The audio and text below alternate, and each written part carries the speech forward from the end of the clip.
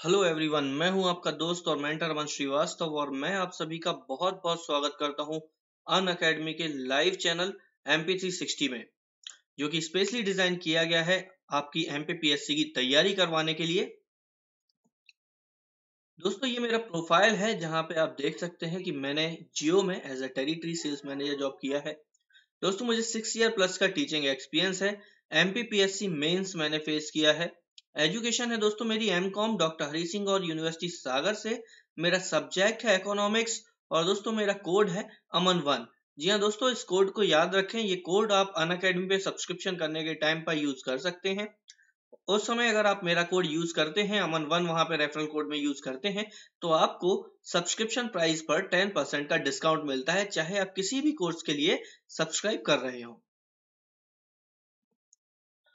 तो दोस्तों, आपको जैसे कि पता है कि हम अपना टॉपिक स्टार्ट करने से पहले बात करते हैं अनअकैडमी की। तो दोस्तों, आज भी मैं आपको अनअकैडमी के बारे में जानकारी देना चाहूंगा। तो दोस्तों, अनअकैडमी के बारे में आप सब जानते हैं कि अनअकैडमी एक भारत का सबसे बड़ा लर्निंग ऑनलाइन पोर्टल है, जो कि आपको ये फैसिलिटी प्रोवाइड करवाता है कि आप घर बैठे बैठे ही अपने कॉम्पिटिटिव एग्जाम्स की तैयारी कर सकते हैं। क्योंकि दोस्तों, अनअकैडमी आपको देता है daily live classes, live test and quiz series, structured courses and unlimited access. तो दोस्तों, इतना सब अनअकैडमी देता है और बाकी के बेनिफिट्स भी मैं आपको बताऊंगा आगे। लेकिन उससे पहले जानते हैं कि अनअकैडमी के प्लेटफॉर्म पे आप रजिस्टर किस तरह से कर सकते हैं। तो दोस्तों, अनअकैडमी के प्लेटफॉर्म को ज्वाइन करने के लिए, अनअकैडमी के प्लेटफॉर्म पर रजिस्टर करने के लिए सबसे पहले आपके पास दो ऑप्शन होते हैं। चाहे तो आप मोबाइल से ज्वाइन कर सकते हैं दोस्तों, और चाहे तो अपने लैपटॉप या पीसी से भी अनअकैडमी को ज्वाइन कर सकते हैं। तो दोस्तों, सबसे पहले बात करते हैं कि यदि आपके पास लैपटॉप या पीसी उपलब्ध है तो आप अनअकैडमी को किस तरह से ज्वाइन कर सकते हैं। तो दोस्तों, लैपटॉप या पीसी के माध्यम से जब आप अनअकैडमी को ज्वाइन करते हैं तो आपके सामने unacademy.com लिखने पर कुछ ये पेज ओपन होता है, जहां पे लॉग इन और गेट सब्सक्रिप्शन का ऑप्शन आपको दिखता है। इसके बाद आपको अनअकैडमी की डिटेल्स दिखती हैं। लाइव जो हमारी क्लासेस हैं चल रही हैं उनकी डिटेल दिखती है। हमारे जो टॉप एजुकेटर्स हैं उनके बारे में आपको पूरी डिटेल्स दिखती है। हमारे जो कोर्सेज स्टार्ट होने वाले हैं उनके डिटेल आपको पूरी दिखती है। इसके अलावा दोस्तों, हमारे कंप्रहेंसिव सिलेबस आपको पूरी तरह से दिखते हैं। इसका मतलब दोस्तों, आप अपनी प्रिपरेशन को ट्रैक कर सकते हैं यहाँ से। और अनअकैडमी बेस्ट वे है प्रिपेयर करने के लिए एमपीपीएससी और व्यापम। इसके साथ साथ अदर कॉम्पिटिटिव एग्जाम्स को भी आप यहाँ से बहुत अच्छी तरीके से तैयार कर पाते हैं। क्योंकि दोस्तों, अनअकैडमी में आपको किसी तरह का भी कोई भी टाइम बैरियर नहीं होता, कोई लैंग्वेज बैरियर नहीं होता, और आप इजीली अनअकैडमी से अपने कॉम्पिटिटिव एग्जाम्स की तैयारी कर पाते हैं। तो दोस्तों, ये तो ही लैपटॉप या पीसी से ज्वाइन करने की बात। अब बात करते हैं मोबाइल से ज्वाइन करने की दोस्तों। तो मोबाइल से ज्वाइन करना भी बहुत ही इजी होता है अनअकैडमी पर। दोस्तों, आपको सिर्फ अनअकैडमी की लर्निंग ऐप डाउनलोड करनी होती है अपने मोबाइल पर, और अनअकैडमी की लर्निंग ऐप डाउनलोड करने के बाद वहां पे आपको अपना प्रोफाइल सेट करना होता है। प्रोफाइल सेट करने के साथ ही दोस्तों, आपको ऑप्शन मिलता है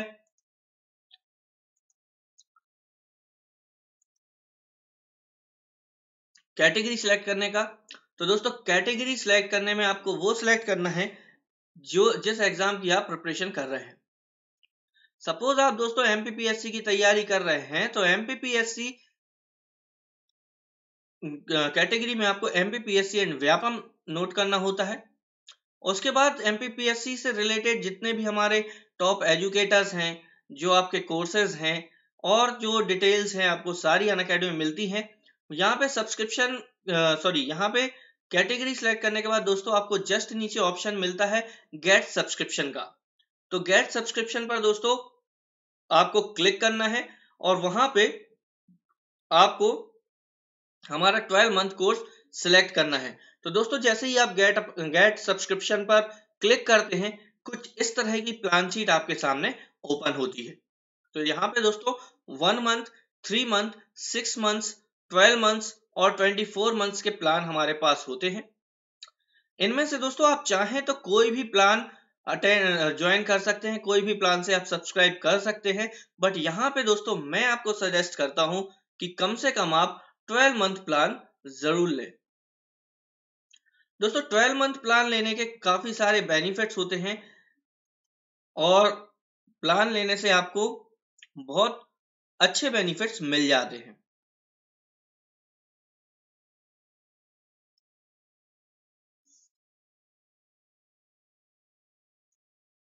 तो दोस्तों बात करते हैं कि आपको 12 मंथ प्लान लेने पर क्या बेनिफिट्स मिलते हैं। तो दोस्तों सबसे पहले तो ये प्लान आपको बहुत ही सस्ता पड़ जाता है। जी हाँ दोस्तों, ये प्लान आपको काफी सस्ता पड़ जाता है क्योंकि इस सब्सक्रिप्शन का जितना प्राइस है, जितनी इसकी फीस है 12 मंथ सब्सक्रिप्शन की, उतनी आप प्राइवेट कोचिंग इंस्टीट्यूट में एक महीने की फीस देकर आते हैं दोस्तों। जी हाँ दोस्तों, 1 मंथ की फीस आप इतनी पे करके आते हैं। ठीक है। इसके अलावा दोस्तों अनअकैडमी आपको काफी सारे अदर बेनिफिट्स भी देता है जो कि आपको अदर कोचिंग इंस्टीट्यूट्स में नहीं मिलते हैं। दोस्तों अनअकैडमी के काफी सारे बेनिफिट्स हैं और जो अभी नए बेनिफिट्स स्टार्ट हुए हैं वहां से हम शुरू करते हैं। तो सबसे पहले दोस्तों आपको जो बेनिफिट मिलने वाले हैं सब्सक्रिप्शन लेने के बाद वो है कि आपको महीने में 2 बार करंट अफेयर मैगजीन प्रोवाइड करवाई जाएगी। आपको जो प्रैक्टिस क्वेश्चंस प्रोवाइड करवाए जाएंगे वो दोस्तों आपको अबव 7000 प्लस क्वेश्चंस आपको प्रोवाइड करवाए जाएंगे जिनसे आप प्रैक्टिस कर सकते हैं। साथ ही साथ दोस्तों एमपीपीएससी मेंस और प्रीलिम्स के लिए इंग्लिश मीडियम बैचेस भी आपको प्रोवाइड करवाए जाएंगे। हिंदी मीडियम बैचेस हमारे ऑलरेडी चल रहे हैं और आपको सब्सक्रिप्शन लेने के बाद इंग्लिश मीडियम बैचेस भी प्रोवाइड करवाए जाएंगे। साथ ही साथ दोस्तों जो हम आपको पीडीएफ या नोट्स प्रोवाइड करवाते हैं वो भी आपको दोनों लैंग्वेजेस में मिलेगा, हिंदी में भी और इंग्लिश में भी।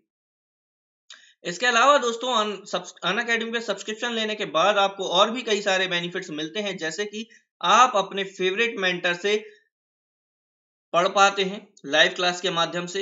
आपकी स्ट्रक्चर्ड लर्निंग हो जाती है दोस्तों। आपका इंटरेक्शन अनअकैडमी ऐप पर बहुत अच्छा होता है क्योंकि वहां पे आपको मिलते हैं पोल्स, क्विज और कमेंट्स करने के मौका। इससे आपको पता चलता है दोस्तों आपकी प्रिपरेशन ट्रैक होती है, आप अपनी प्रिपरेशन कहाँ तक पहुंची है ये पता लगा सकते हैं। तो दोस्तों इस वजह से आपका इंटरेक्शन अनअकैडमी पर बहुत अच्छा हो जाता है। इसके साथ ही दोस्तों डेडिकेटेड डाउट क्लियरिंग सेशंस होते हैं हमारे यहाँ पे, जिन सेशन से आपके 100% डाउट्स क्लियर करवाए जाते हैं, वो भी हमारे टॉप एजुकेटर्स के द्वारा। इसके अलावा दोस्तों सबसे अच्छा पॉइंट होता है कि आप एक ही सब्सक्रिप्शन में अनलिमिटेड एक्सेस कर पाते हैं। दोस्तों सबसे अच्छा बेनिफिट है ये कि आप एक सब्सक्रिप्शन पे अनलिमिटेड एक्सेस कर पाते हो। इस अनलिमिटेड एक्सेस में आपको बहुत सारे बेनिफिट्स मिलते हैं जिनके बारे में हम अभी आगे आपसे और बात करने वाले हैं। और दोस्तों आप हमारे लाइव वीडियोस भी देख सकते हैं। लाइव वीडियोस के साथ साथ अगर आप उनको डाउनलोड कर लेते हैं तो आप उनको ऑफलाइन भी देख पाते हैं। इसके अलावा जो हम आपको पीडीएफ एंड नोट्स जो हमारे पास होते हैं वो भी आप डाउनलोड करके अपने रिवीजन पर्पस के लिए रख पाते हैं। तो दोस्तों इतने सारे बेनिफिट्स आपको अनअकैडमी में मिलते हैं जो कि आपको अदर कोचिंग इंस्टीट्यूट्स में या फिर जो प्राइवेट कॉम्पिटिटिव कोचिंग क्लासेस होते हैं वहां पे आपको नहीं मिलते हैं। अगर दोस्तों एक हम छोटा सा कंपैरिजन भी लें प्राइवेट कोचिंग इंस्टीट्यूट का और अनअकैडमी का, तो दोस्तों कई सारे ऐसे बेनिफिट्स हैं जो आपको प्राइवेट कोचिंग इंस्टीट्यूट नहीं दे पाते हैं। जैसे कि दोस्तों प्राइवेट कोचिंग इंस्टीट्यूट में आपको कभी भी सेम क्लास 2 बार देखने नहीं मिल सकती। सपोज आपकी क्लास मिस हो गई है या आपने क्लास अटेंड की है बट जब आप पढ़ने बैठते हैं तो उसको रिकॉल करते हैं तो कहीं ना कहीं हो सकता है कोई चीज आप भूल जाते हैं या उस चीज को आप रिकॉल नहीं कर पाते हैं। तो दोस्तों उस कंडीशन में अनअकैडमी आपके लिए बहुत अच्छी फैसिलिटी देता है जो कि आपको प्राइवेट कोचिंग इंस्टीट्यूट नहीं देता। क्योंकि प्राइवेट कोचिंग इंस्टीट्यूट की जो क्लास आप मिस कर चुके हैं या जो क्लास आप फिर से देखना चाहते हैं वो क्लास आपको नहीं दिख पाती है। ठीक है ना। बट अनअकैडमी पे ऐसा हो सकता है दोस्तों क्योंकि आप लाइव क्लास देखते हैं, साथ ही उसको डाउनलोड भी करके रख सकते हैं, तो सेम क्लास को आप दूसरी बार भी देख पाते हो और अपने डाउट्स, अपने क्वेरीज को क्लियर कर पाते हो। इसके अलावा दोस्तों जो हम आपको पीडीएफ एंड नोट्स प्रोवाइड करवाते हैं वो भी वेराइटीज में करवा देते हैं क्योंकि हमारे पास जो हमारे बहुत सारे टॉप एजुकेटर्स होते हैं, एक्सपीरियंस्ड एजुकेटर होते हैं दोस्तों, ये अपना अपना बेस्ट कंटेंट बना के लेके आते हैं जिसके द्वारा ये आपको पढ़ाते हैं। और दोस्तों इन ये जो आपको पढ़ाते हैं उसका जो पीडीएफ है वो आप डाउनलोड कर सकते हैं, उनके जो नोट्स हैं वो आप डाउनलोड कर सकते हैं और अपने रिवीजन पर्पस के लिए रख सकते हैं। आप चाहे तो दोस्तों एक मेंटर के या आप चाहे तो एक से ज्यादा मेंटर्स के, ज्यादा एजुकेटर्स के वीडियो पीडीएफ और नोट्स को भी आप डाउनलोड करके रख पाते हो। बट प्राइवेट कोचिंग इंस्टीट्यूट में दोस्तों ये चीज आपको नहीं मिल पाती है। क्योंकि वहां पे जो आपके एजुकेटर ने या आपके टीचर ने जो नोट्स आपके लिए बना के रखे होंगे आपको वही मिल पाएंगे। इसके अलावा आपको अदर नोट्स नहीं मिल पाते हैं, आपको खुद ही इधर उधर अलग अलग बुक्स से रेफरेंस लेना पड़ता है। बट यहाँ पे आपको बने बनाए नोट्स दोस्तों आपको मिल जाते हैं, जिससे आपका समय बचता है और आपकी तैयारी बहुत अच्छी तरीके से हो पाती है। तो दोस्तों इतने सारे बेनिफिट्स आपको अनअकैडमी देता है जो आपको और कहीं नहीं मिल पाते।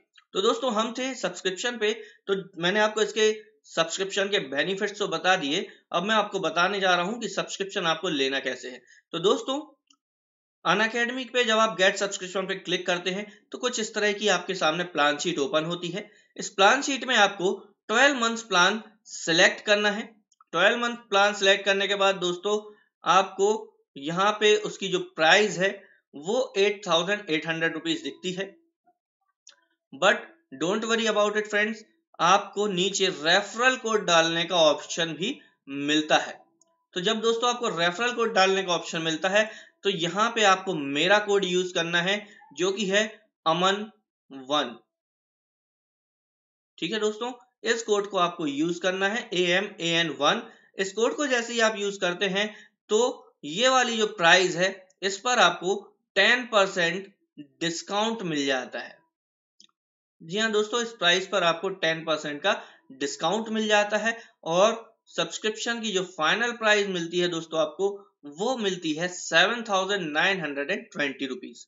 जी हाँ दोस्तों, 7,920 रुपीज में फाइनली आपको 12 मंथ प्लान मिल जाता है। उसके बाद आपको कुछ नहीं करना होता है, सिर्फ आपको अपनी प्रिपरेशन पर फोकस करना होता है और आपकी तैयारी बहुत ही स्मूथ होती है।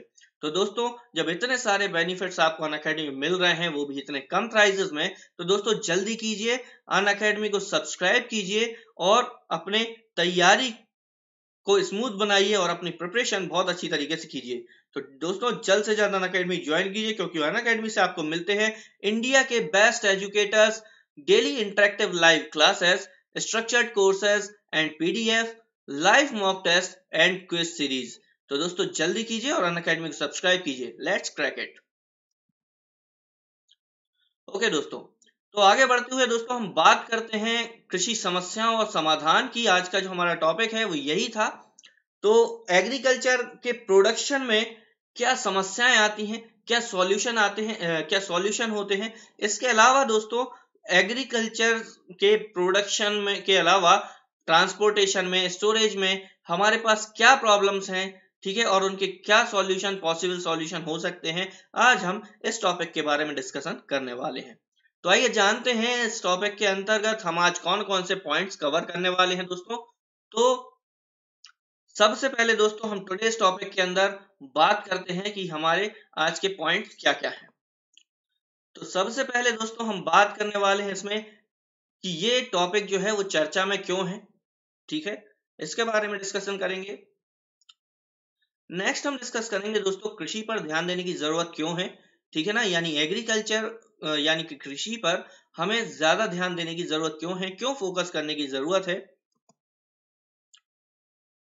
इसके अलावा हम बात करेंगे दोस्तों फिर कृषि के पैटर्न के बारे में। ये टॉपिक ऑलरेडी हम पढ़ चुके हैं, बट इस टॉपिक के बारे में बहुत ही शॉर्ट में हम जानकारी फिर से एक बार ले लेंगे, रिवीजन हो जाएगा।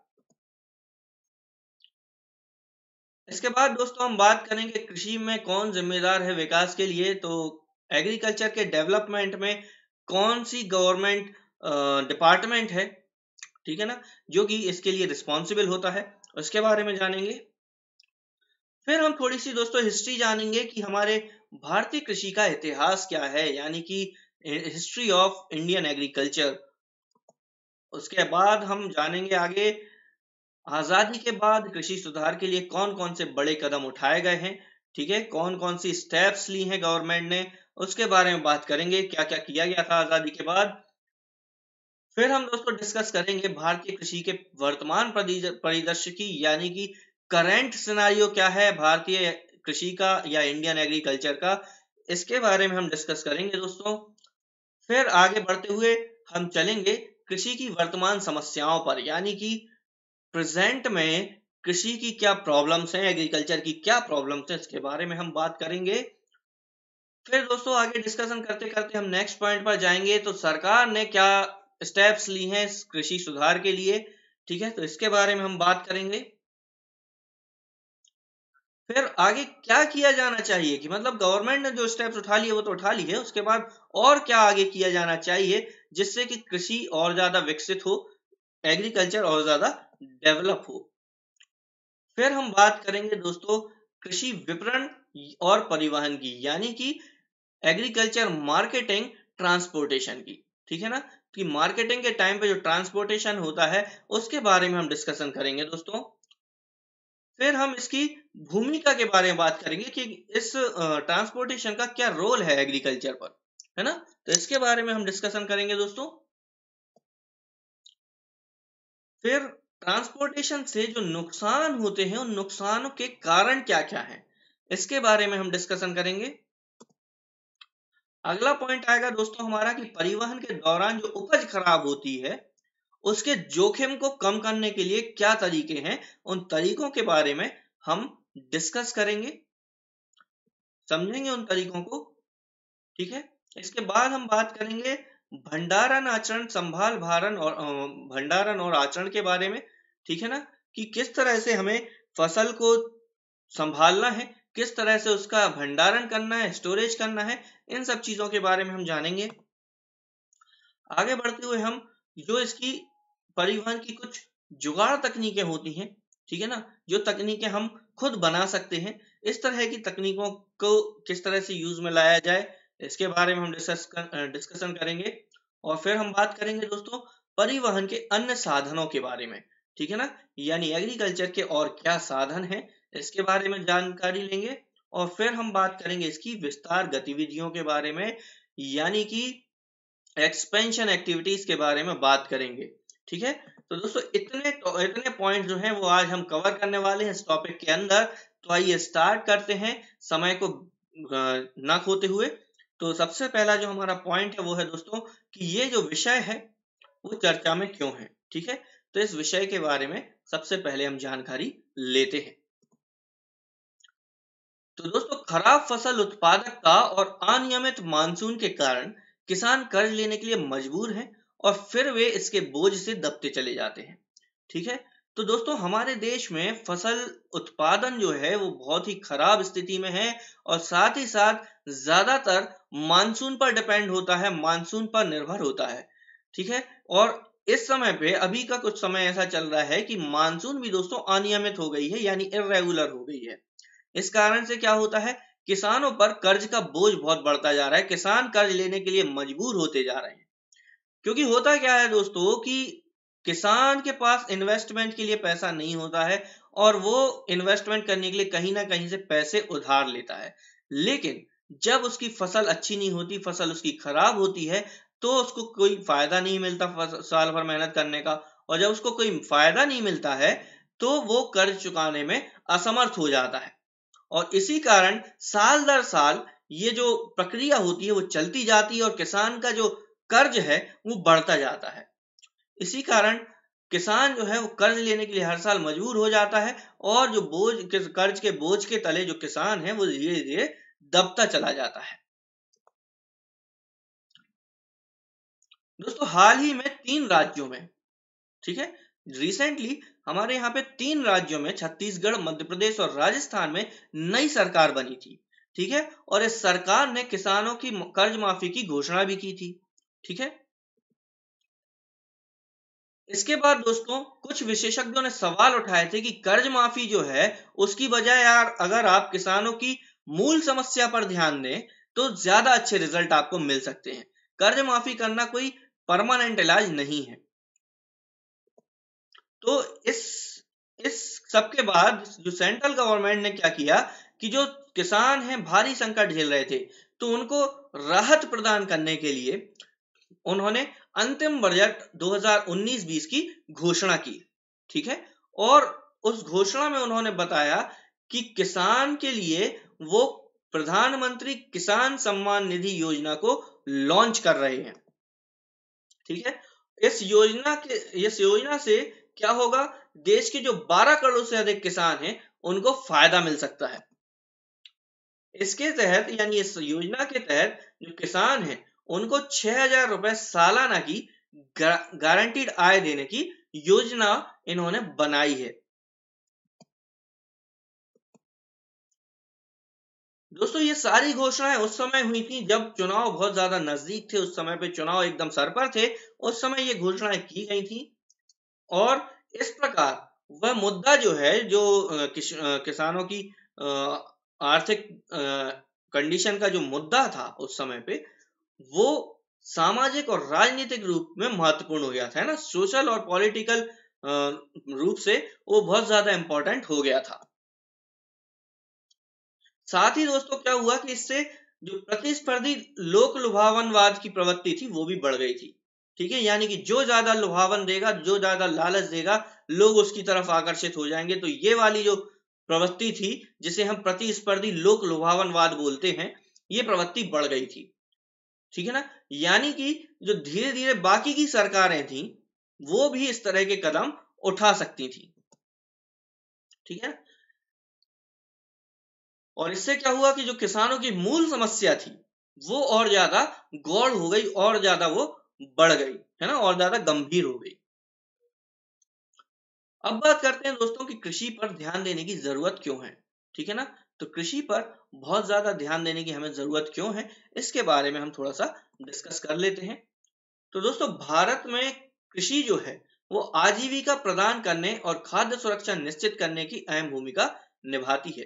तो दोस्तों ये सब तो आप जानते ही हैं कि भारत में कृषि जो है वो कहीं ना कहीं रोजगार प्रदान करने में, लोगों को आजीविका देने में, उनकी रोजमर्रा की जरूरतें पूरी करने के लिए, और साथ ही साथ खाद्य सुरक्षा सुनिश्चित करने के लिए बहुत ज्यादा अहम भूमिका निभाती है।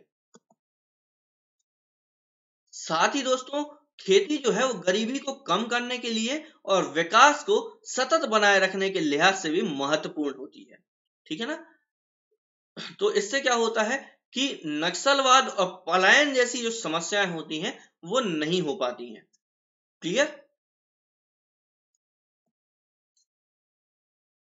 दोस्तों कृषि का सकल घरेलू उत्पाद यानी कि जीडीपी में 16% का कंट्रीब्यूशन है, और साथ ही साथ एम्प्लॉयमेंट पैदा करने में 49% का कंट्रीब्यूशन होता है।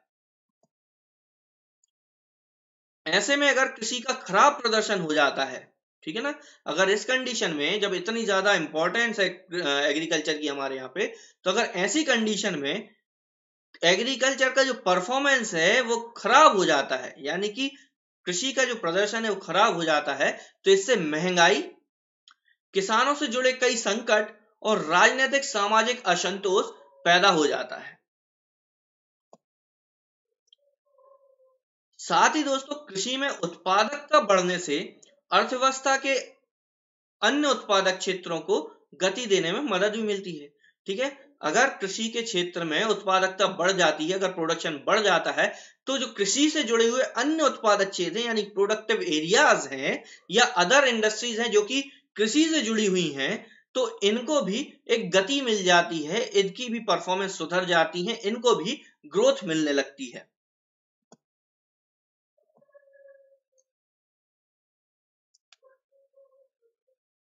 दोस्तों भारत में कृषि पैटर्न के बारे में हम बात कर लेते हैं जल्द से, क्योंकि इस टॉपिक को हम पढ़ चुके हैं तो इसको बहुत ज्यादा समझाने की जरूरत मुझे है नहीं।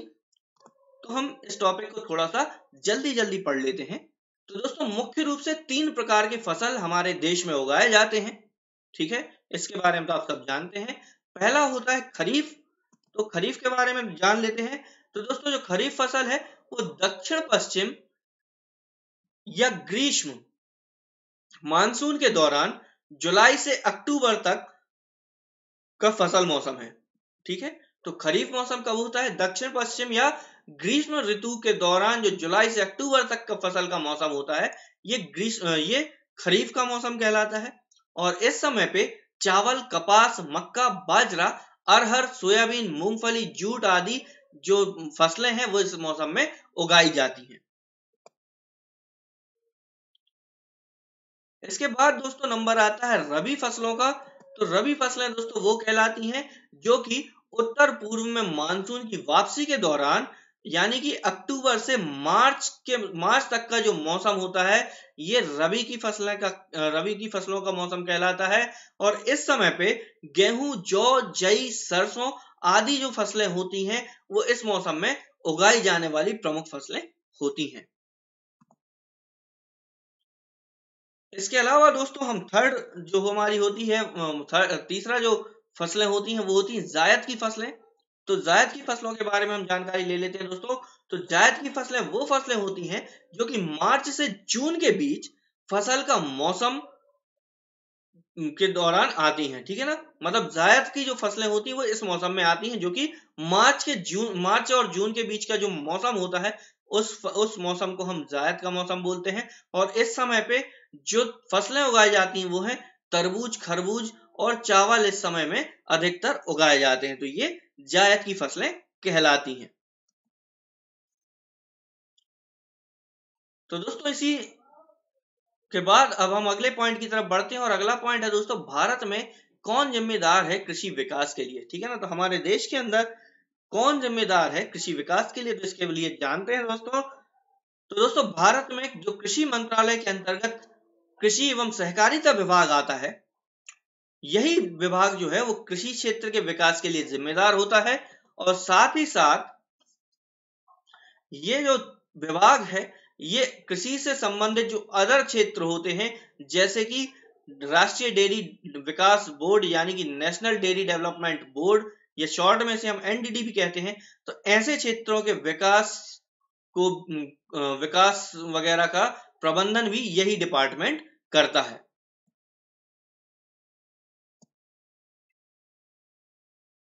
तो आगे बढ़ते हुए हम बात करते हैं दोस्तों भारतीय कृषि के इतिहास के बारे में, यानी कि हिस्ट्री ऑफ इंडियन एग्रीकल्चर। तो दोस्तों भारत में सिंधु घाटी सभ्यता के समय से ही खेती के प्रमाण मिलते हैं, ठीक है। भारत में जब सिंधु घाटी सभ्यता थी उसी समय से खेती के प्रमाण मिलते रहे हैं। और दोस्तों दक्षिण भारत की अगर हम बात करें तो वहां के कुछ हिस्सों में तो जब हड़प्पा सभ्यता थी उससे भी पहले खेती करने के साक्ष्य या खेती करने के जो प्रूफ हैं वो मिलते रहे हैं।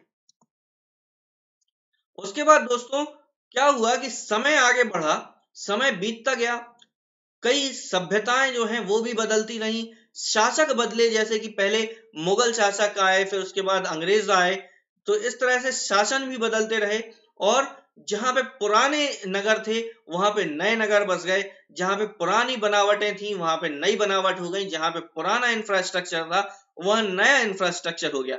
लेकिन भारत में दोस्तों खेती का जो महत्व है वो हमेशा से वैसा ही बना रहा जो कि हमेशा से रहा है। इसके बाद दोस्तों परंपरागत रूप से जब भारत में जब अंग्रेज नहीं आए थे तो उस समय क्या था कि भूमि के जो निजी स्वामित्व की प्रथा थी वो बहुत ज्यादा प्रचलन में नहीं थी, ठीक है। यानी कि कोई भी जमीन का खुद सेल्फ ओनर नहीं होता था। आमतौर पर क्या होता था दोस्तों कि गांव में लोग जमीन का एक टुकड़ा होता था सपोज, तो उस टुकड़े पे सामूहिक रूप से लोग खेती करते रहते थे, खेती उस समय पे ऐसी की जाती थी। उसके बाद क्या हुआ, जब मुगल शासन काल आया और अकबर का शासन चल रहा था, तो अकबर के शासन के समय पे टोडरमल द्वारा एक उचित भूमि राजस्व व्यवस्था शुरू की गई, ठीक है ना। यानी कि लैंड रेवेन्यू की जो सिस्टम है उसकी शुरुआत की गई। इस व्यवस्था के तहत क्या किया गया कि पहले भूमि को मापा जाता था और फिर उसकी क्वालिटी के अनुसार, उसकी गुणवत्ता के अनुसार इसे वर्गीकृत किया जाता था। यानी कि जो रेवेन्यू लोगों से लेना है वो क्लासिफाइड किया जाता था कि इसकी ऐसी जमीन है, इसमें ये फसलें हो सकती हैं, तो इससे इतना इतना रेवेन्यू हम ले सकते हैं। और फिर उसके अनुसार ही दोस्तों राजस्व तय किया जाता था, यानी कि रेवेन्यू जो है वो तय किया जाता था। इसके बाद दोस्तों जब मुगल चले गए और उसके बाद जब हमारे देश की सत्ता जो है वो अंग्रेजों के हाथ में आ गई, अंग्रेज हमारे देश पर रूल कर रहे थे, उस समय दोस्तों भूमि का जो मालिकाना हक का पैटर्न था उसमें काफी बदलाव आया। यानी ओनरशिप का जो पैटर्न चल रहा था उस समय पे, उसमें काफी सारे चेंजेस देखने को मिले। तो क्या चेंजेस थे दोस्तों उसके बारे में बात करते हैं। तो ब्रिटिश शासन के समय में क्या चेंजेस हुए, उन्होंने क्या कृषि का सत्यानाश किया, इसके बारे में बात करते हैं, ठीक है ना। तो अगला पॉइंट है हमारा, ब्रिटिश शासन ने सबसे ज्यादा किया कृषि का सत्यानाश। तो दोस्तों जब ब्रिटिश शासन के दौरान भी भारत की जो अर्थव्यवस्था थी वो मूलभूत रूप से कृषि प्रधान ही रही थी। ठीक है, तो जब ब्रिटिशर्स आए तो उस समय पे भी जो भारत की इकोनॉमी थी वो बेसिकली जो एग्रीकल्चर पर ही डिपेंड थी। और देश की दोस्तों लगभग 85% आबादी यानी कि 85% जो पॉपुलेशन थी वो ज्यादातर गांव में ही रहा करती थी। ठीक है, और अपनी जीविका के लिए यानी कि अपने रोजगार के लिए, अपने जीवन निर्वाह के लिए किसी ना किसी तरह से, चाहे वो डायरेक्टली हो चाहे इनडायरेक्टली हो, वो एग्रीकल्चर पर डिपेंड करते थे। इन तमाम फैक्टों के बाद दोस्तों, इन सारी बातों के बाद भी, इन सभी तथ्यों के बाद भी जो कृषि विकास में ठहराव था, यानी जो एग्रीकल्चर के डेवलपमेंट में एक रुकावट आ गई थी, एक ठहराव आ गया था, वो वाजिब प्रगति न होने का ही अनुभव रहा था। ठीक है ना, यानी उसमें किसी तरह की कोई ग्रोथ नहीं हो पा रही थी, तो ग्रोथ ना होने का ही उस समय पे जो है अनुभव हुआ करता था। फिर दोस्तों क्या हुआ कि भू राजस्व वसूली के लिए अंग्रेज सरकार द्वारा लगाई गई जमींदारी व्यवस्था, ठीक है, तो लैंड रेवेन्यू के लिए वसूल करने के लिए अंग्रेजों ने उस समय पे क्या किया कि उन्होंने जमींदारी की प्रथा उस समय पे लागू की, जमींदारी की प्रथा उन्होंने लाई वहां पे, और पट्टेदारी व्यवस्था शुरू की। पट्टेदारी व्यवस्था में क्या होता था कि एक जमीन का टुकड़े को नाप कर एक उसको एक लाइसेंस टाइप का दे दिया जाता था कि दोस्तों कि भाई ये तेरा जमीन का कागज है, इसी के आधार पे इसमें जितना लिखा है उतनी ही तेरी जमीन है, उससे ज्यादा जमीन तू नहीं कर सकता। तो इस तरह से उन्होंने पट्टेदारी व्यवस्था की भी शुरुआत की और कृषि विकास जो है वो एकदम से ठप हो गया, यानी कि एकदम से रुक गया। इसके अलावा क्या हुआ दोस्तों कि कृषि का वाणिज्यीकरण भी नहीं हो पा रहा था, किसी तरह का कोई इन्वेस्टमेंट भी नहीं हो पा रहा था, और किसानों के लिए किसी तरह की कोई कल्याणकारी उपाय नहीं थे, किसी तरह का कोई वेलफेयर उपाय नहीं हो रहा था।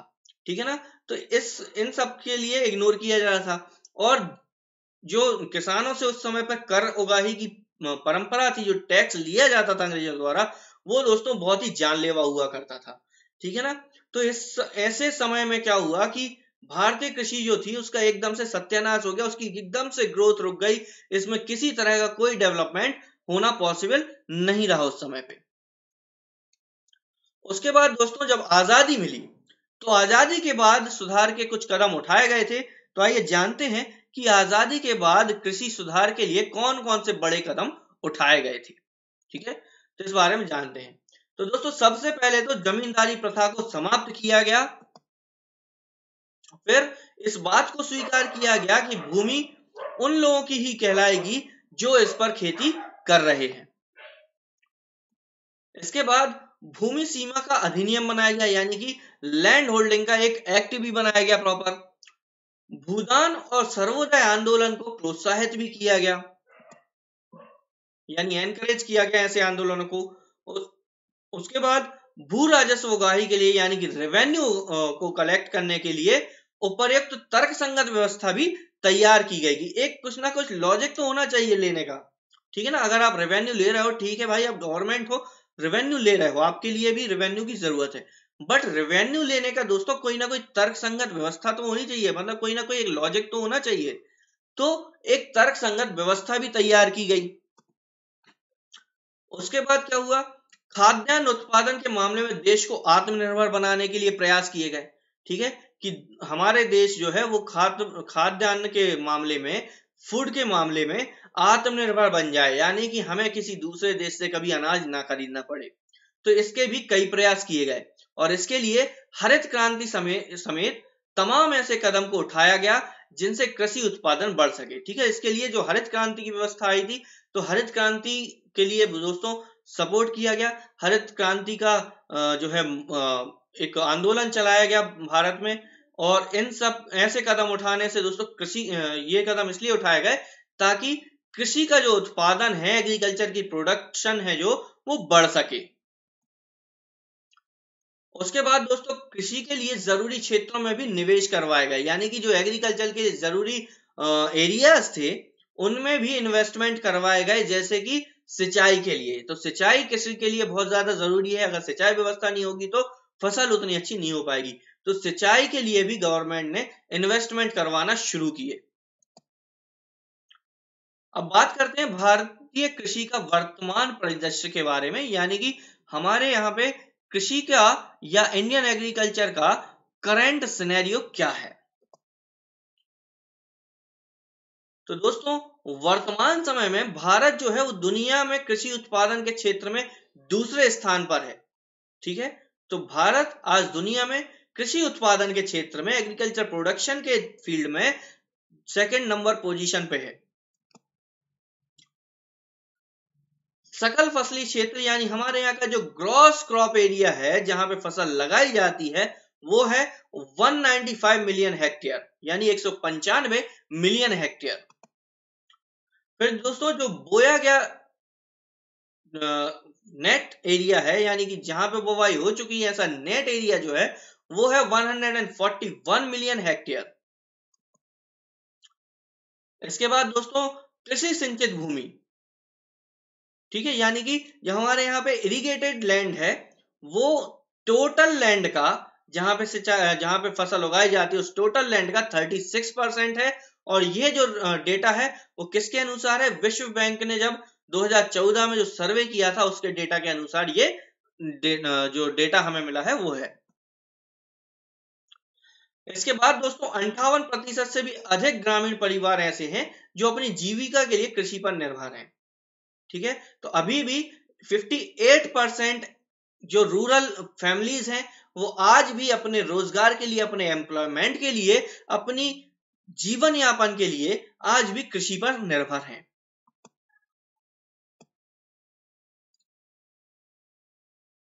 दोस्तों, आर्थिक सर्वेक्षण 2017 के मुताबिक, यानी कि जब इकोनॉमिक सर्वे 2017 हुआ था, तो उसके अनुसार 2018-19 में कृषि की जो विकास दर थी, यानी कि जो डेवलपमेंट रेट था, वो था 4.1%।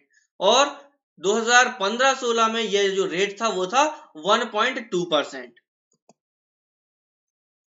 ठीक है, इसके साथ ही दोस्तों, बागवानी फसलों का जो कुल फसल क्षेत्र था, ठीक है ना, जो हॉर्टिकल्चर क्रॉप्स थे, उनका जो टोटल फसल क्षेत्र, क्रॉप एरिया था, उसका 10% हिस्सा है, यानी 10% कंट्रीब्यूशन जो है टोटल क्रॉप एरिया में, वो बागवानी फसलों का है। साथ ही साथ पशुपालन का देश में कुल कृषि उत्पादन में लगभग 32% की हिस्सेदारी है। और जो भारत में टोटल कृषि उत्पादन जो होता है, एग्रीकल्चर प्रोडक्शन जो होता है, उसमें पशुपालन का 32% की हिस्सेदारी है। इसके अलावा दोस्तों, भारत की जो दूध, आम, केला, नारियल, काजू, पपीता, मटर, कसावा और अनार में पूरी दुनिया में पहली पोजीशन है, पहली रैंक है। दोस्तों, मसालों, बाजरा, दलहन, सोयाबीन, अदरक का सबसे बड़ा उत्पादक और निर्यातक देश है भारत। अगर दोस्तों कुल मिलाकर बात की जाए तो सब्जी, फल और मछलियों का दूसरा सबसे बड़ा उत्पादक है पूरी दुनिया में भारत। दोस्तों, भारत में विश्व की जो भैंसों की आबादी है उसका 57% यानी 57% सिर्फ भारत में है। और अगर टोटल मवेशियों की बात की जाए, टोटल जानवरों की बात की जाए, या टोटल जो दुधारू मवेशी होते हैं उनकी बात की जाए, तो उनकी आबादी का, मतलब टोटल आबादी का पूरी दुनिया में 14% सिर्फ भारत में है। दोस्तों, अगर बात की जाए औषधि और सुगंधित पौधों की, यानी कि मेडिसिनल और जो सेंटेड प्लांट्स होते हैं, अगर इनकी बात की जाए, तो विश्व बाजार में, यानी कि वर्ल्ड मार्केट में 7% कंट्रीब्यूशन के साथ भारत जो है वो 6th पोजीशन अपनी रखता है। इसके बाद दोस्तों, हम आगे बढ़ते हुए बात करते हैं भारतीय कृषि की वर्तमान समस्याओं की। ठीक है ना, कि हमारे भारत देश में कृषि की वर्तमान समस्याएं क्या हैं, इसके बारे में जानकारी लेते हैं। तो दोस्तों, सबसे बड़ी समस्या है ग्रामीण शहरी विभाजन। ठीक है, तो शहरों की अगर प्रगति देखें दोस्तों, तो इस प्रगति को देखकर किसानों को ये लगने लगा है कि खेती जो है वो घाटे का सौदा है, यानी खेती में कभी फायदा हो ही नहीं सकता। खेती अगर करेंगे तो हमेशा घाटे में रहेंगे, गरीबी में रहेंगे। तो इससे क्या हुआ कि शहरों की तरफ लोगों के पलायन ज्यादा होने लगे। ठीक है ना। और इससे शहरों में जब पलायन होने लगा तो गांव खाली होने लगे और ये पलायन की जो समस्या है वो धीरे धीरे बढ़ती गई।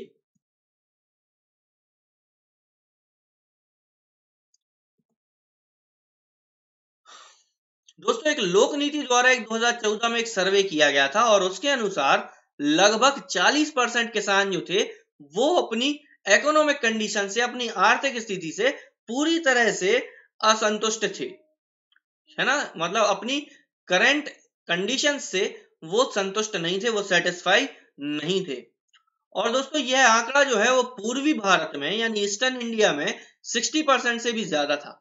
और दोस्तों लगभग 70% से अधिक किसानों का ये मानना है कि जो शहरी जीवन है वो ग्रामीण जीवन से ज्यादा बेहतर है, जो अर्बन लाइफ है वो रूरल लाइफ से ज्यादा बेहतरीन है। इसके साथ ही दोस्तों आबादी बढ़ने के साथ साथ खेतों का आकार भी धीरे धीरे छोटा होता जा रहा है। ठीक है, तो जैसे जैसे देश में पॉपुलेशन बढ़ रही है दोस्तों, वैसे वैसे जो खेती करने वाली जमीन है उसका आकार भी छोटा होता जा रहा है। जो खेती करने के लिए जो खेत बने हुए हैं उनका आकार धीरे धीरे छोटा होता जा रहा है, क्योंकि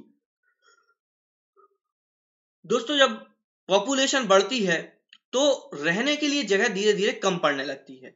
और जब रहने के लिए जगह कम पड़ती है तो लोगों को रहने के लिए कहीं ना कहीं जगह तो चाहिए। तो वो जहाँ पे खेती होती है उसमें से थोड़ी थोड़ी जगह करके वो अपने लिए रहने के लिए घर बना लेते हैं। और इस कारण क्या होता है कि खेत जो है वो धीरे धीरे छोटे होते चले जाते हैं। इस कारण से दोस्तों दिक्कतें ये आती हैं कि जैसे कि आज मशीनी युग है, एक मॉडर्न एरा चल रहा है और इस मॉडर्न एरा में मशीन्स का उपयोग हर जगह होता है। तो मशीनों की दोस्तों क्वालिटी क्या होती है ये तो आपको पता ही है कि मशीन कई आदमियों का काम, कई लोगों का काम जो है वो एक साथ अकेले कर सकती है। ठीक है ना। तो दोस्तों लेकिन मशीनों को चलने के लिए जगह भी ज्यादा चाहिए होती, क्योंकि जब वो ज्यादा काम एक साथ करती है तो उसको काम भी तो ज्यादा चाहिए करने के लिए। ठीक है ना। तो इस वजह से क्या होता है दोस्तों, जैसे जैसे खेतों का आकार छोटा होता जा रहा है तो जो मशीनों का प्रयोग किया करना खेती में जरूरी है, ठीक है ना, वो थोड़ा मुश्किल हो जा रहा है। इसके बाद दोस्तों जल का जो है समुचित दोहन नहीं हो पा रहा है, सिंचाई के हमारे पास पर्याप्त साधन नहीं है और जो प्राकृतिक संसाधन है उनका भी हमारे यहाँ पे सही उपयोग नहीं हो पा रहा है। और सबसे बड़ी दिक्कत है कि मानसून पर कृषि की निर्भरता जो है वो बहुत ज्यादा बढ़ गई है। और इसके अलावा मानसून जो है वो भी अब हमारे यहाँ रेगुलर नहीं रहा, वो भी इरेगुलर हो गया है या अनियमित हो गया है। इसके अलावा दोस्तों सब्सिडी के हमारे यहाँ पे वाजिब परिणाम नहीं आ रहे, यानी सब्सिडी तो मिल रही है लेकिन उस सब्सिडी के रिजल्ट कहीं ना कहीं सही नहीं आ रहा है, या बोलना चाहिए जीरो रिजल्ट आ रहा है। ठीक है ना। तो यानी सब्सिडी वितरण के व्यवस्था में जो यानी कि सब्सिडी की डिस्ट्रीब्यूशन सिस्टम है उसमें कहीं ना कोई कमी पाई जा रही है, यानी कि सब्सिडी है या तो कहीं ना कहीं से लीकेज है और सब्सिडी सही तरीके से किसानों के पास तक नहीं पहुंच रही है। उसके बाद दोस्तों उत्पादन तो हो जाता है लेकिन उत्पादन के बाद भंडारण की और उसके प्रसंस्करण की पूरी तरह व्यवस्था नहीं है, कोई फैसिलिटी नहीं है। फिर दोस्तों सरकारी अनुसंधान से पता चला है कि यानी कि गवर्नमेंट रिसर्च से हमें पता चला है कि जो उर्वरक हैं यानी कि जो फर्टिलाइजर्स हैं उनका भी जरूरत से ज्यादा उपयोग हो रहा है। ठीक है ना। तो जरूरत से ज्यादा उपयोग होने से क्या होता है, किसी भी चीज की अति दोस्तों बहुत ज्यादा खराब होती है, उसका हमेशा नेगेटिव इफेक्ट पड़ता है। तो इससे क्या होता है कि परंपरागत जो फसल पद्धति थी वो खत्म होती जा रही है, मिट्टी जो है उसकी गुणवत्ता कम होती जा रही है, उसकी फर्टिलिटी कम होती जा रही है। ठीक है ना। तो इस तरह की जो प्रमुख समस्याएं हैं वो इस समस्या से और पैदा होती जा रही हैं। इसके अलावा दोस्तों कृषि क्षेत्र में निवेश की भी कमी हो गई है, किसी तरह का कोई इन्वेस्टमेंट कृषि क्षेत्र में नहीं होता है। फिर प्रभावी नीतियों का अभाव है, यानी कि जो इफेक्टिव पॉलिसीज हैं गवर्नमेंट द्वारा वो भी कुछ कमी है, मतलब किसी तरह की कोई इफेक्टिव पॉलिसीज ज्यादा बनाई नहीं गई जो कि कृषि को ज्यादा इफेक्ट करें, कृषि को ज्यादा ग्रोथ दें या कृषि का ज्यादा डेवलपमेंट हो पाए एग्रीकल्चर का।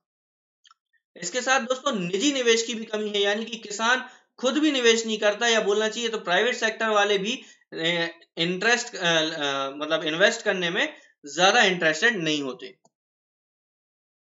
इसके अलावा दोस्तों पर्याप्त अनुसंधान की भी कमी है, यानी कि प्रॉपर रिसर्च की भी हमारे देश में कमी है कृषि के ऊपर। अगर कृषि के ऊपर प्रॉपर रिसर्च होगा तो हमें पता चलेगा, कुछ नई जानकारियां सामने आएंगी कि किस तरह की मिट्टी है, किस तरह के यहाँ पे बीज लगाए जाए, क्या करने से प्रोडक्शन बढ़ेगा। ये सारी चीजें जो है रिसर्च के द्वारा ही पता चल सकती हैं, और हमारे यहाँ पे प्रॉपर रिसर्च की बहुत ज्यादा कमी है। इसके अलावा दोस्तों गरीबी और ऋणग्रस्तता के कारण, यानी कि बहुत ज्यादा गरीबी होने के कारण, और किसान जो है वो ऋण के बोझ के तले दबा है, यानी कि कर्जे में दबा हुआ रहता है।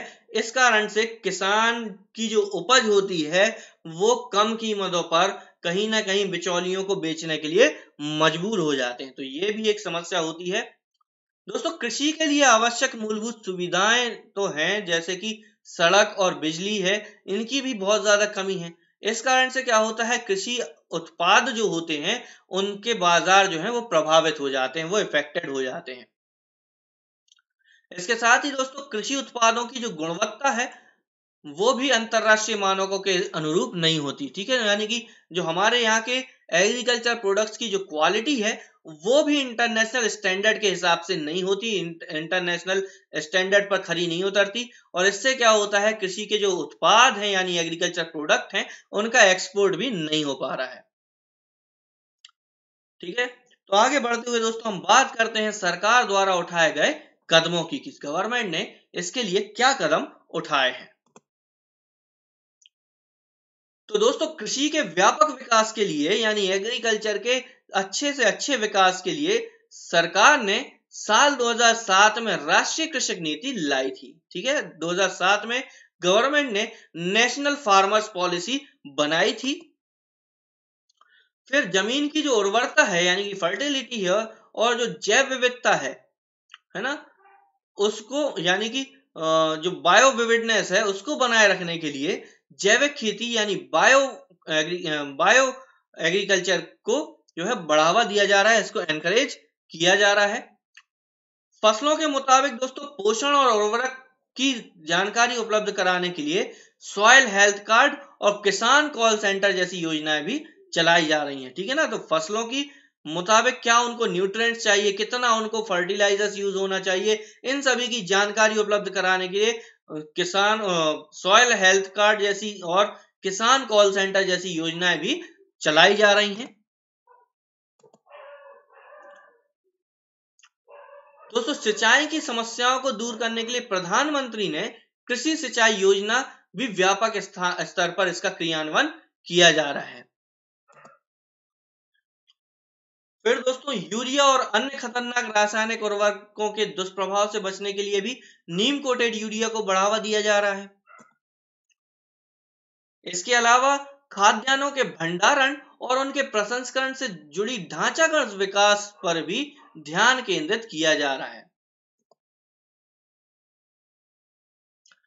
दोस्तों कृषि उत्पादों को एक बड़ा बाजार उपलब्ध कराने के लिए ई नैम जैसी व्यवस्थाएं और एपीएमसी एक्ट भी लाया गया है, जो कि किसानों के लिए बहुत ही फायदेमंद साबित हो सकता है। कृषि में जोखिम को कम करने के लिए यानी एग्रीकल्चर में रिस्क को कम करने के लिए प्रधानमंत्री फसल बीमा योजना भी क्रियान्वित की जा रही है। इसके अलावा दोस्तों खेती में वित्त की समस्या से निपटने के लिए लोन को सरल बनाया जाना है, किसान क्रेडिट कार्ड जैसी योजनाएं चलाई जा रही हैं और न्यूनतम समर्थन मूल्य जैसी पहल भी की जा रही है। दोस्तों सरकार का लक्ष्य है कि 2022 तक किसानों की आय को दोगुना किया जाए, और इस दिशा में प्रधानमंत्री किसान सम्मान निधि जो है वो एक और नई पहल है। कृषि उत्पादों के निर्यात को बढ़ावा देने के लिए सरकार ने पिछले साल दिसंबर 2018 में कृषि निर्यात नीति को लागू किया है।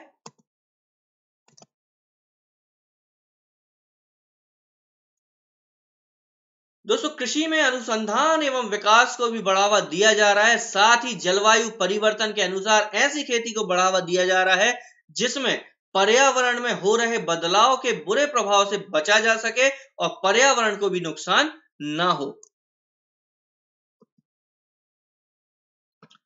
अब दोस्तों यहाँ पे हम बात करते हैं कि आगे और क्या किया जाना चाहिए। तो दोस्तों पर ड्रॉप मोर क्रॉप के लक्ष्य पर भी और ज्यादा ध्यान देने की जरूरत है। हरित क्रांति के बाद जिस तरह से क्षेत्रीय असमानता देखने को मिला है, मतलब कि जैसे कि पंजाब और बिहार की स्थिति में काफी फर्क है, ऐसे में एक दूसरे लेकिन अधिक तर्कसंगत हरित क्रांति की जरूरत है। इसके अलावा दोस्तों कृषि क्षेत्र में अनुसंधान अभी भी पर्याप्त नहीं हुआ है, यानी कि एग्रीकल्चर फील्ड में रिसर्च भी अभी पूरी तरह से नहीं हुआ है। इसलिए इस पहलू पर और भी ज्यादा ध्यान दिया जाना चाहिए। कृषि संबंध क्षेत्रों जिसमें अंडे का उत्पादन, ऊन का उत्पादन, मांस का उत्पादन और मत्स्य उत्पादन जैसी चीजें शामिल हैं, इनके भंडारण, संरक्षण और मार्केटिंग पर भी ध्यान देने की जरूरत है। हालांकि दोस्तों सरकार इसके लिए राष्ट्रीय पशुधन मिशन जैसी योजनाएं तो चला रही है, लेकिन इस क्षेत्र में संभावनाएं और भी ज्यादा है।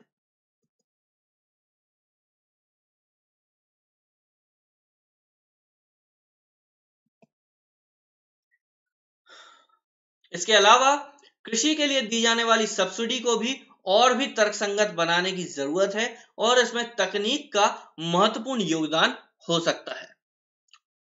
दोस्तों कर्ज माफी जैसी शॉर्ट टर्म नीति समुचित रूप से प्रभावी नहीं होगी। ठीक है ना, जो कर्ज माफी की जाती है तो इस तरह की जो शॉर्ट टर्म पॉलिसीज होती हैं वो ज्यादा इफेक्टिव नहीं होती हैं, परमानेंट इलाज नहीं है। लिहाजा कृषि से जुड़ी समस्याएं जो है उनके लिए कोई ना कोई लॉन्ग टर्म हल ढूंढना चाहिए। दोस्तों कृषि उत्पादों के भंडारण और उनके वितरण वाले पहलू पर सरकार को ध्यान देना होगा, क्योंकि हमारे यहाँ उत्पादन पर्याप्त मात्रा में होने के बावजूद भी बड़ा वर्ग ऐसा है जो खाद्यान्न के अभाव से जूझ रहा है।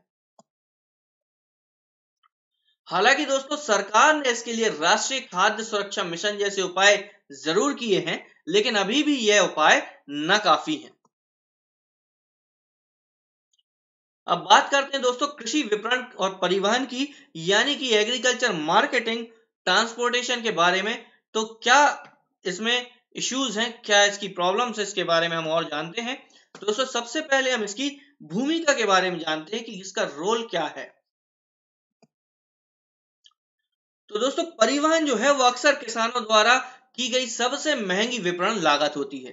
ठीक है ना, तो जो ट्रांसपोर्टेशन है वो ज्यादा अधिकतर क्या होता है कि किसान की जो सबसे महंगी लागत होती है, सबसे बड़ा जो इन्वेस्टमेंट होता है, सबसे बड़ी जो कैपिटल होती है, वो अधिकतर ट्रांसपोर्टेशन ही होती है।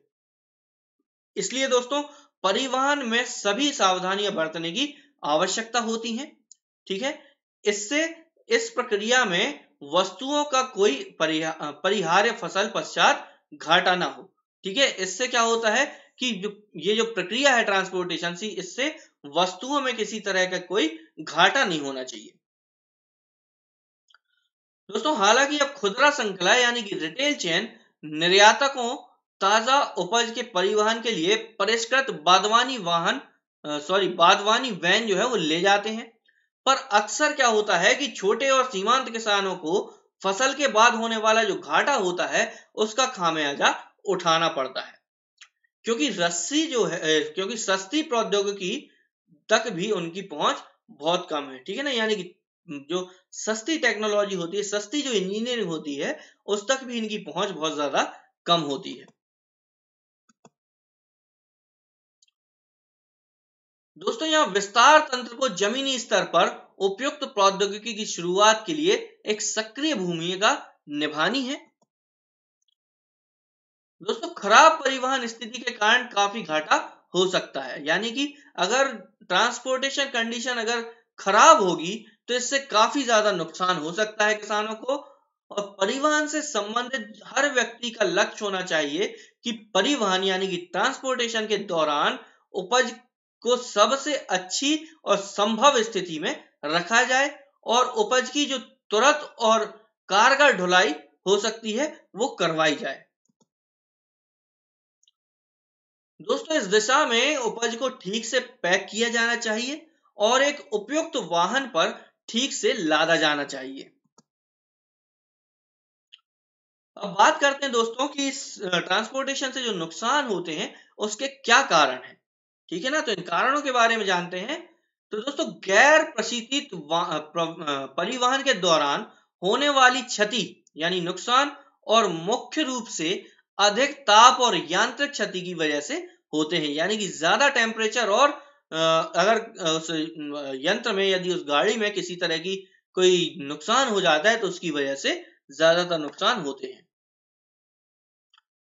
तो दोस्तों सबसे पहले आता है यांत्रिक क्षति, यानी कि अगर उस गाड़ी में उस यंत्र में किसी तरह की कोई नुकसान होता है तो उसके बारे में जानते हैं।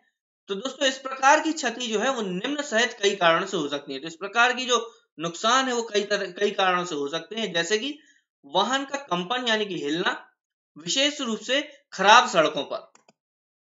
उसके बाद लदान और उतारने के दौरान खचाखच भरे उपज की लापरवाह हैंडलिंग की वजह से। दोस्तों तेजी से ड्राइविंग और वाहन की खराब हालत की वजह से भी ये क्षति हो सकती है। दोस्तों बहुत अधिक भरे पैकेज, ढेर की ऊंचाई के कारण और एक पैकेज के भीतर उत्पादन के हिलने की गति बढ़ जाती है।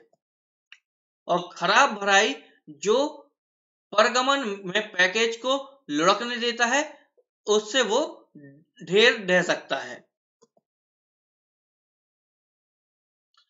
दोस्तों केवल बाहरी स्रोतों से ही नहीं बल्कि पैकेज के भीतर ही उपज द्वारा उत्पन्न जो गर्मी होती है उसका भी अधिक ताप हो सकता है। अधिक ताप प्राकृतिक रूप से नष्ट होने और क्षय को बढ़ावा देता है, यानी किसी न किसी तरह की कमी को बढ़ावा देता है और उपज में पानी की कमी की दर बढ़ जाती है। अब दोस्तों यहाँ पे बात करते हैं अधिक ताप के कारणों में। जो चीजें शामिल हैं इन कारणों में उनके बारे में बात करते हैं यहाँ पे।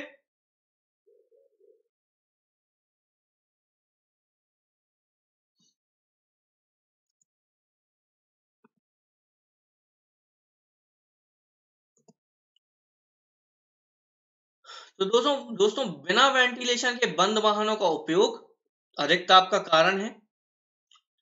भराई का बंद स्टोव तरीका जो पैकेजों के बीच से हवा की आवाजाही को अवरुद्ध करता है और इस प्रकार गर्मी को निकलने से रोक देता है।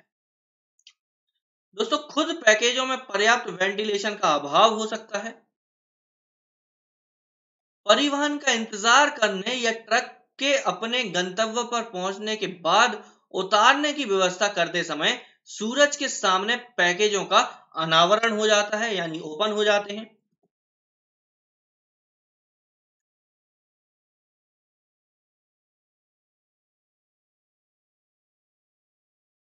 अब दोस्तों बात करते हैं यहाँ पे परिवहन के दौरान नुकसान में जो कमी होती है, मतलब किस तरह से कमी हो सकती है, तो इसके बारे में जानकारी लेते हैं।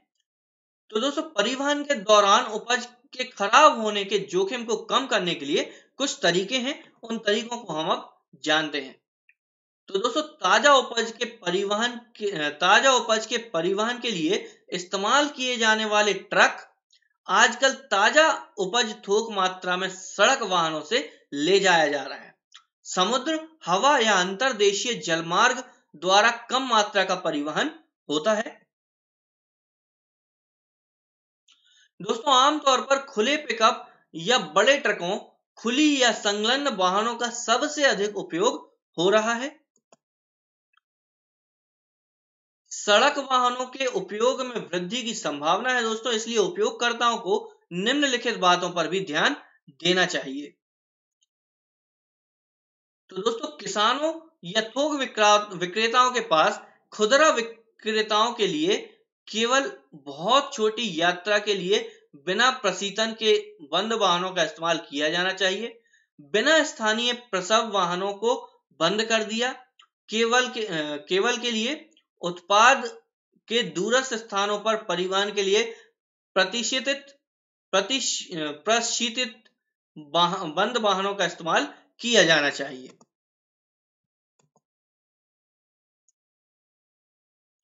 दोस्तों एक तरफ से खुले हुए या आधे बंद ट्रक पर छत के साथ एक फ्रेम चिट किया जा सकता है। दोस्तों खुले पक्षों पर कैनवास के पर्दे लगाए जा सकते हैं जिन्हें किसी भी बिंदु पर लदान या उतारने की अनुमति देने के लिए हिस्सों में सरकाया या वाहन के लिए आसपास लपेटा जा सकता है। दोस्तों ऐसे पर्दे वेंटिलेशन की अनुमति देते हैं जहां चोरी की समस्या है। ट्रक के बगल और पीछे तार की जाली लगाई जानी चाहिए। दूसरा, मुख्य छत के 8 या 10 सेंटीमीटर ऊपर एक विकिरण का ढाल के रूप में सफेद रंगी हुई छत लगाई जा सकती है। इससे सूरज की रोशनी को प्रतिफलित करने और उपज को ठंडा रखने में मदद मिलेगी। दोस्तों लंबी दूरी के वाहनों के वेंटिलेशन के लिए और लदी सामग्री में हवा का एक सकारात्मक प्रवाह सुनिश्चित करने के लिए जालियों के संयोजन में अधिक विस्तृत हवा लेने का प्रबंध किया जा सकता है। लंबे सफर के लिए प्रशिक्षित ट्रक या सड़क, रेल या समुद्र के कंटेनरों का इस्तेमाल किया जा सकता है, लेकिन ऐसे परिवहन की लागत छोटे पैमाने पर संचालन के लिए बहुत महंगी हो जाती है।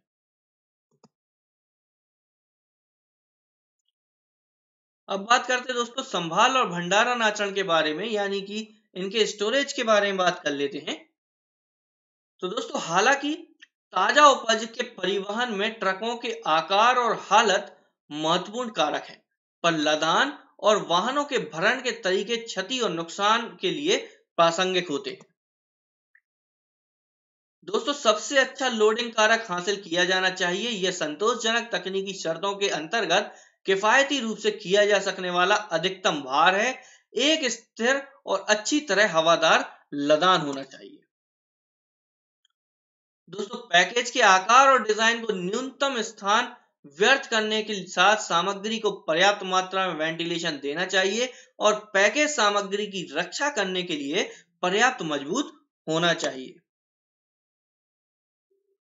अब यहाँ पे हम दोस्तों बात कर लेते हैं जल्दी से परिवहन के लिए जुगाड़ तकनीक की।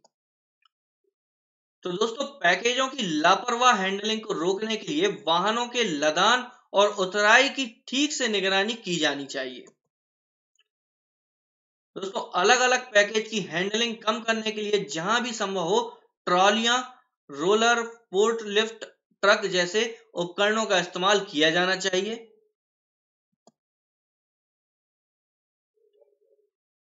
दोस्तों परिवहन के दौरान ढेर को गिरने से बचाने के लिए लदाई ध्यान से की जानी चाहिए।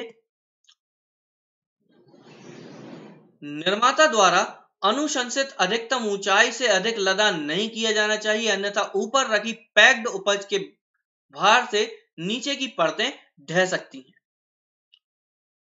पैकेजों को लदान और उतराई समेत हमेशा धूप और बारिश से संरक्षित किया जाना चाहिए। परिवहन के दौरान ढेर के आसपास हवा के संचालन की अनुमति देने के लिए वाहनों के बेड पर लगे दनेज पर लकड़ी या स्लॉट बने हुए रैक के टुकड़ों या पैलेटों को या लोड नहीं किया जाना चाहिए।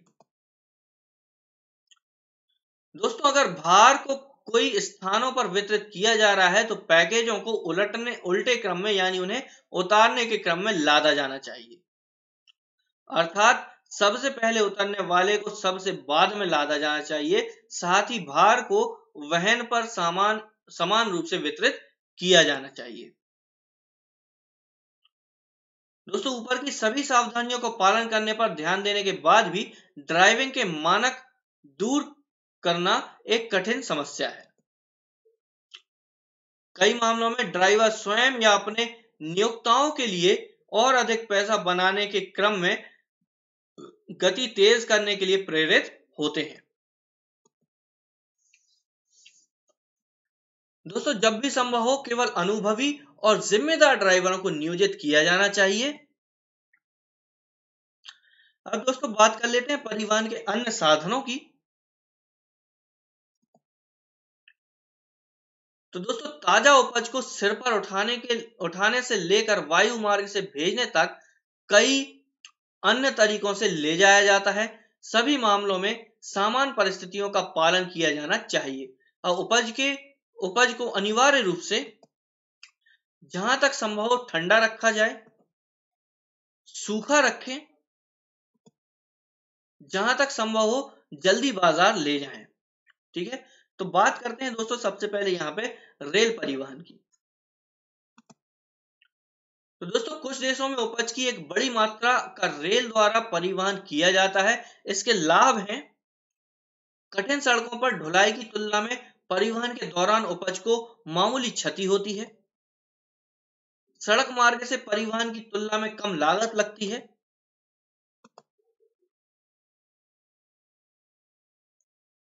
रेल परिवहन में अतिरिक्त निपटने की आवश्यकता है, क्योंकि रेल यात्रा से और तक परिवहन के लिए सड़क परिवहन की जरूरत होती है।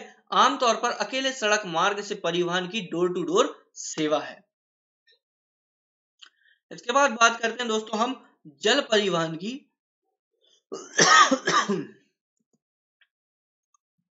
तो दोस्तों देश में कुछ देशों में उत्पाद और बाजारों में ले जाने के लिए जलमार्ग परिवहन का प्रयोग किया जाता है। इस तरह से ले जाई जाने वाली ज्यादातर उपज को स्थानीय रूप से बनाए बक्सों और बोरियों में पैक किया जाता है। नियोजित जहाज अक्सर यात्री मालवाहक होते हैं और ताजा उपज के लिए कोई विशेष हैंडलिंग प्रदान नहीं की जाती है। बात करते हैं समुद्र की। तो दोस्तों द्वीप समुदायों के देशों जैसे कि फिलीपींस में बिना प्रशीतन के छोटे जहाजों में ताजा उपज का कम दूरी तक परिवहन आम बात है। जहाजों में अक्सर यात्रियों और सामान्य मालवाहक को समायोजित किया जाता है और ताजा उत्पाद के लिए कोई विशेष प्रावधान नहीं किया जाता है, जिसे गैर हवादार स्थान पर भरा जा सकता है। दोस्तों कुलियों की लापरवाह हैंडलिंग, अपर्याप्त पैकेजिंग और गैर हवादार स्थान में गर्मी में या इंजन कमरे के पास रखे जाने के कारण उच्च नुकसान होता है। परिवहन में तरीके में सुधार की काफी गुंजाइश है। केले जैसी वाणिज्यिक फसलों का प्रशिक्षित शिपमेंट संगठित और कुशल समुद्री परिवहन का एक नमूना है। हालांकि छोटे पैमाने पर शिपर द्वारा एक मामूली निवेश से बहुत प्रदर्शन में सुधार होगा। यहाँ पे दोस्तों बात करते हैं हवाई परिवहन की, यानी एयर ट्रांसपोर्टेशन की। तो दोस्तों शिपिंग की तरह उच्च मूल्य की विदेशी फसलों का हवाई परिवहन में अंतरराष्ट्रीय व्यापार आमतौर पर अच्छी तरह से आयोजित है। कुछ देशों में जहां तक संपर्क कमजोर है, उत्पादों को हवाई मार्ग से उत्पादन क्षेत्र से शहरी बाजारों में लाया जाता है। लागत काफी अधिक है और अक्सर निम्नलिखित की वजह से भारी नुकसान होता भी है, जैसे कि कमजोर और गैर मानक पैकेज, संभालने में लापरवाही और हवाई अड्डों पर तत्वों के लिए जोखिम, यात्रियों के लिए माल की खेप पीछे छोड़ दी जाती है। फिर दोस्तों खराब मौसम या यान में खराबी के कारण उड़ान में देरी होती है। उच्च तापमान के संपर्क में आने के बाद रुक रुक कर प्रशीतन किया जाता है। अपेक्षाकृत कम उत्पादों का लदान होता है। पैकेजिंग और हैंडलिंग में परिवर्तन किए जाने के बावजूद उत्पादों और उपभोक्ताओं के बीच सड़क संपर्क स्थापित होने तक समग्र स्थिति में बहुत सुधार होने की संभावना नहीं है। इसके बाद दोस्तों हम बात कर लेते हैं विस्तार गतिविधियों की। तो दोस्तों किसान उत्पादक कंपनी और स्वयं सहायता समूह के माध्यम से परिवहन को बढ़ावा देना,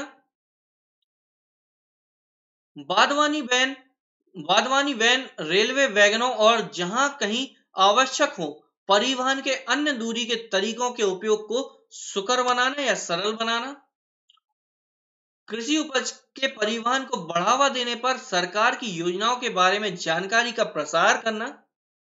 ठीक है दोस्तों, तो आज के लिए बस इतना ही।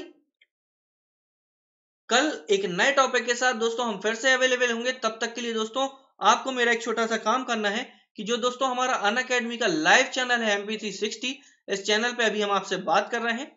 इस चैनल को दोस्तों आपको लाइक करना है, शेयर करना है और सब्सक्राइब भी करना है। ठीक है, साथ ही साथ दोस्तों आपको इस चैनल के